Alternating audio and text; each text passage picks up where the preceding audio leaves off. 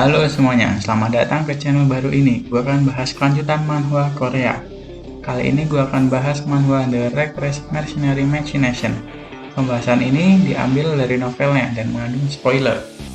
Jangan lupa untuk subscribe channel baru ini. Jangan lupa juga untuk aktifkan notifikasinya. Jika ada request komik-komik, akan saya pertimbangkan untuk membahas.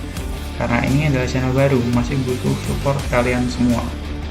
Oke, langsung saja ke ceritanya. Pembahasannya ini sama dengan komiknya di chapter 39. Terjadi pemusnahan. Teriak para prajurit musuh, mereka tampak kebingungan dengan pertempuran yang berlangsung. Ghislaine menyerang unit pasokan yang menyebabkan kebingungan. Di dalam tenda Kontamos Diklat, mengamuk-ngamuk teriak-teriak, mondar-mandir, marah karena unit pasokan yang menjadi kunci pertarungan ini malah disergap. Kon mengatai Pavreu karena sudah dipercayai untuk memimpin unit pasokan, malah membuat kesalahan fatal. Tapi jika dipikir bagaimana Perdium bisa melakukan penyergapan dengan pasukan yang dimiliki, resikonya terlalu tinggi. Kontamos terlalu banyak berpikir dan ditenangkan oleh Victor, seorang prajurit elit dari Kondemos yang dilatih sendiri oleh Kondemos.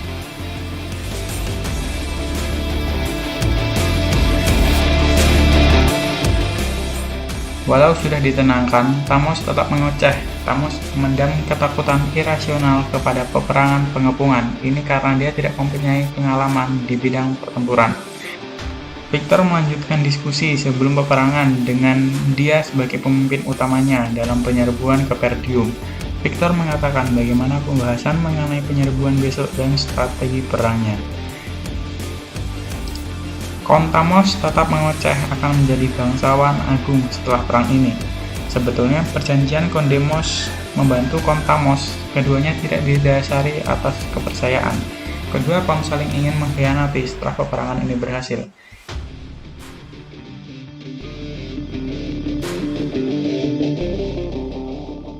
Itu juga alasan dia mengirim prajurit elitnya untuk bergabung dalam unit.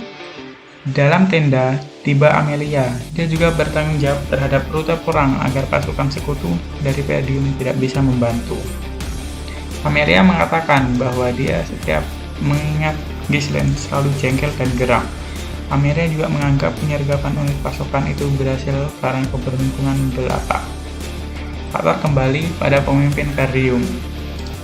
Peperangan terjadi di depan gerbang Perdium. Banyak pasukan menerima serangan, bahkan para prajurit pun sudah sampai merangkak di atas tower dengan alat perang. Pemimpin Perdium, Konsualter Perdium pun sudah sedikit gemetar melihat bagaimana pasukannya dihajar dan melihat bagaimana pasukan musuh menyerang sampai atas tembok mengepung dia. Pasukan Kontamos bersiap menyerang benteng dengan alat perang.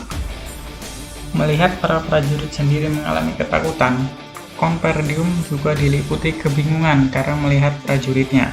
Muncul Victor dan Tamos di formasi. Prajurit mendekati Victor untuk melapor bahwa persiapan ketapel sudah selesai. Ledakan terjadi. Para prajurit Perdium yang terkejut oleh serangan mendadak itu buru-buru mencari perlindungan. Niat mereka menghancurkan segalanya sangat jelas. Victor mengangkat pedang. Prajurit di belakangnya mulai maju.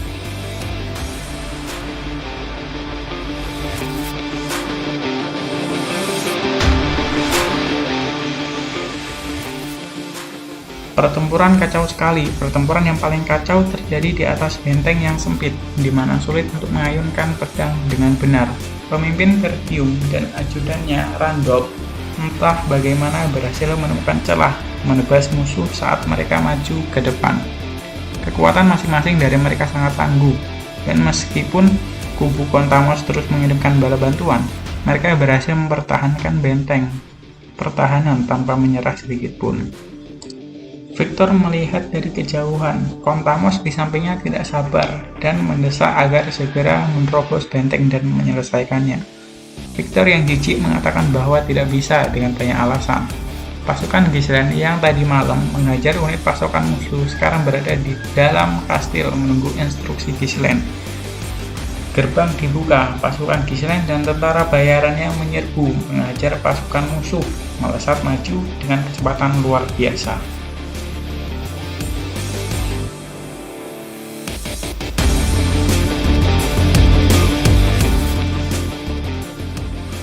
Belinda, Gillian, dan Kaur berlari maju. Para tentara bayaran itu tanpa memahami situasi, hanya mengikuti saja. Tidak ada waktu untuk berpikir, tidak ada waktu untuk ragu-ragu. Yang mereka lakukan hanyalah bergerak sesuai dengan pelatihan yang diberikan, mengikuti langkah ketuanya. Kontamos melihat di gerbang kenapa terbuka dan siapa yang pakai baju besi hitam itu. Ghislaine maju mengajar pasukan musuh, menebas para prajurit dengan para prajurit bayaran mengalir dalam pertempuran. Ghislaine juga mengkoordinasi pasukannya untuk sebagian bertarung dan yang lainnya juga menentang.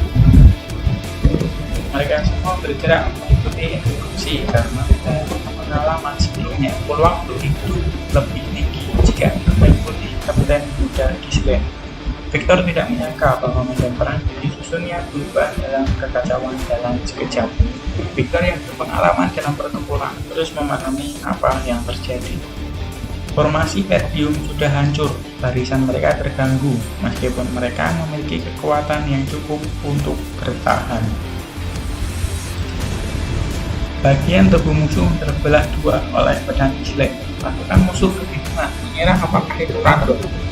Ghislaine tetap maju terus mengisi para prajurit. Ghislaine menyeret pedangnya yang berlumuran darah dan memprovokasi prajurit.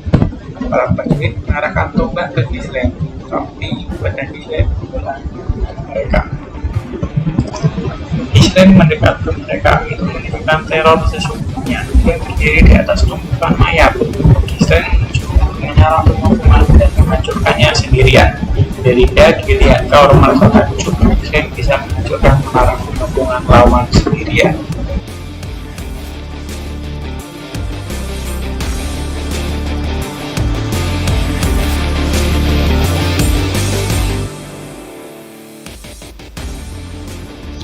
Para prajurit Perdium masih berusaha payah untuk menghadapi prajurit yang maju di atas benteng. Tapi karena Ghislaine, mereka ragu-ragu, yang membuat prajurit Ghislaine mempunyai kesempatan menyerang dari atas benteng sebelum naik ke atas.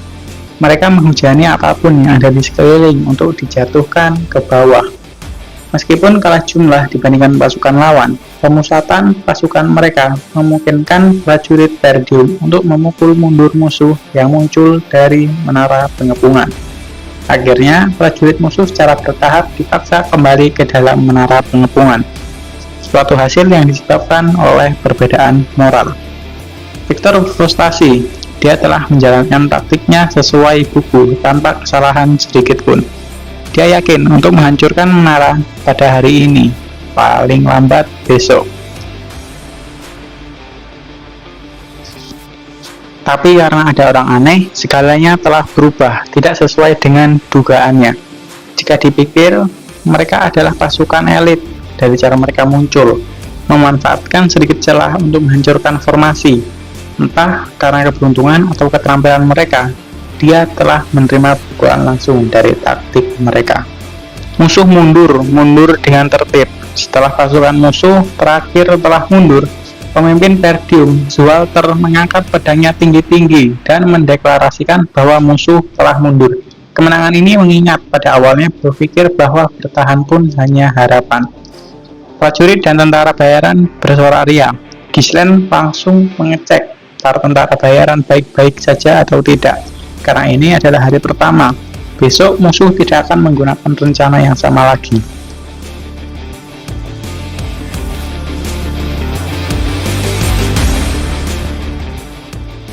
Jika mereka mengerahkan segenap kemampuan mereka, akan sulit menahan mereka. Musuh masih mempunyai 3 menara pengepungan dan ribuan pasukan siap sedia.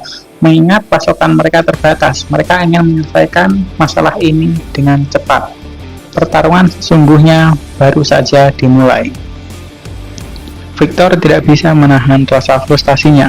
Memang benar jika kerugian pasukan tidak cukup besar, tapi kehilangan menara pengepungan itu blunder. Tamos di sampingnya merasa tidak terima atas yang baru saja terjadi. Bahkan untuk Tamos yang tidak mengerti pertempuran pun tahu kalau Ksatria Besi Hitam merupakan seseorang yang tangguh. Jika dipikir, kalau tanpa bantuan dari Count Demos, mereka sudah hancur bahkan sebelum pertempuran dimulai. Victor kebingungan, mencoba menganalisa peperangan ini. Rencana awalnya memunculkan dua penyihir circle 4 di pertarungan berikutnya jadi pilihan. Tetapi setelah dipikir kembali tidak jadi. Rencana yang akan dilakukan adalah akan menghancurkan dari dalam.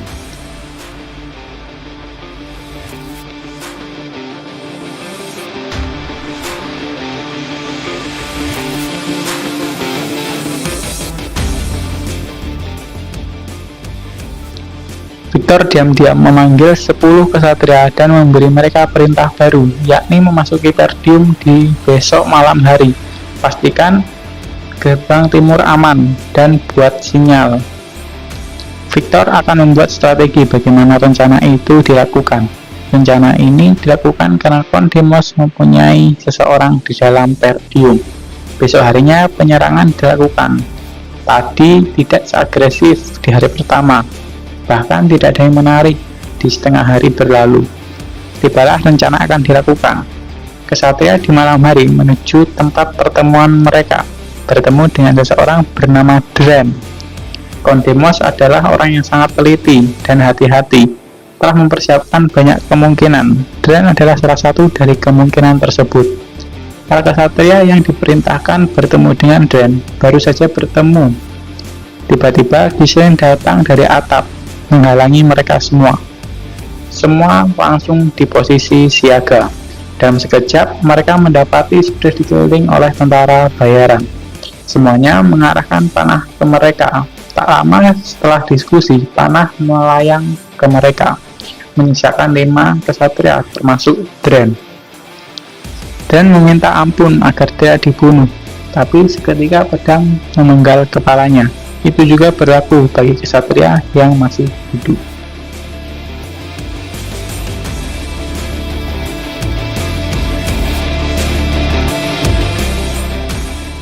Saya pikir cukup sekian untuk cerita ini. Nantikan kelanjutannya. Biasanya akan upload setiap seminggu sekali.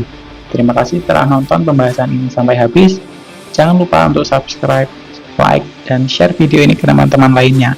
Sampai kembali di video selanjutnya.